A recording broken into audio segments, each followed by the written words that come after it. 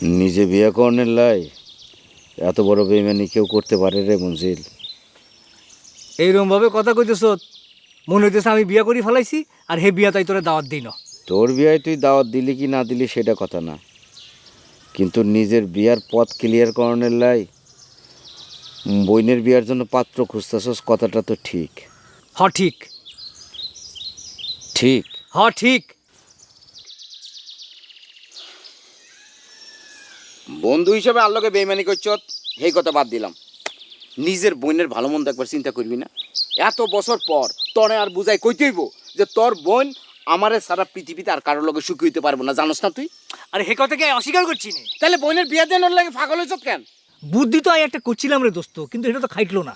কাটলো না। তোর লগে বেইমানি করতাম পারি, কিন্তু আর মারপটের বইনের লাগে তো বেইমানি করতাম পারি না। পুতুলের লগে তোর বিয়াও কিটাই মনে প্রাণে চাই। এই জন্য মা অন্তত যে কোনো পোড়ার লগে আগে বিয়াত রাজি হোক এই ধান্দায় ঘটক লই গেছিলাম, কিন্তু এটা তো খাইটলো না। ও মা, কয় কি তুই কথাটা আরে আগে কইবি না? এই আর কত মন খারাপ করছে তোর উপর, পুতুলের উপর কত অভিমান করছে, তোকে কত অবিশ্বাস করছে। ভালোবাসা করতে করতে তো বুড়া হয়ে গেলি, একটু তুই অবিশ্বাস চলিয়াছি নি?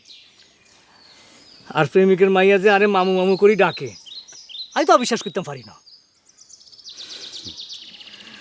মামুরে মামু কইব না তো ভাই কইব নি কেন? আর মামু কইব কি আর কি, মামু অনেক বয়স হয়েছি নি। চেহারা কান আয়না দিয়ে দেখিল, তুই কি কইছিস? তো কলব দিয়ে রাখছ। আই চুল কলম দিয়ে রাখছি, আর আপনি কি কইছেন? আপনি মাফলা দিয়ে ডাকি রাখছেন যাতে না বাইরে যায়। কেন ডাকি রাখছি কি মনে নাই? ভুলি গেছত নি? কি ভুলি গেছি? তোর মারে গে জিগা গা। মারে কি কইতাম? কি কইতাম আবার?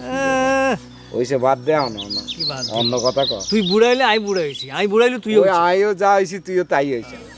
এভাবে কোন আমি চাই না মঞ্জিল ভাই, এটা আমার মনের মানে পাই না।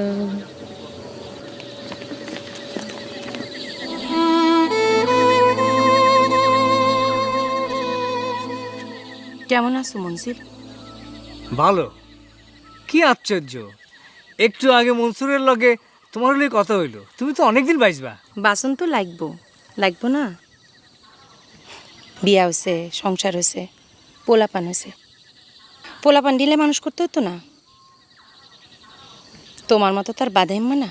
হ্যাঁ,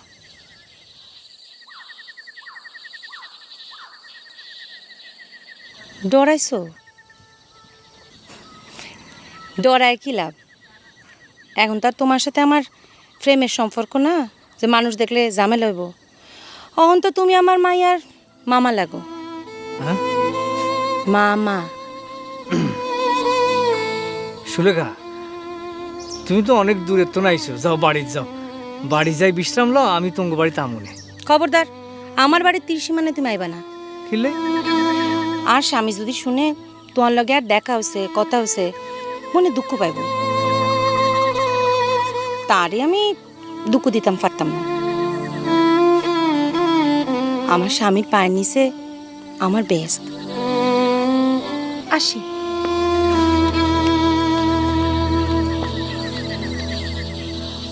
কে মা?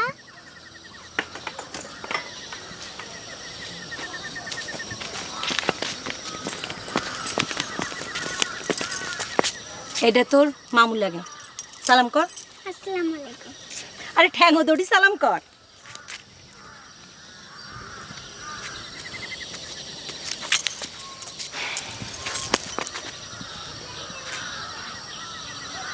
এমন ঝুলের না শরীর নিয়ে ঘুড়ি বেড়ে এখন আর কোনো লাভ আছে? ডাকি রাখো।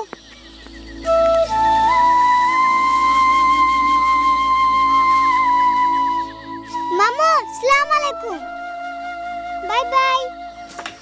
আমি কি বেঁচে আছি নাকি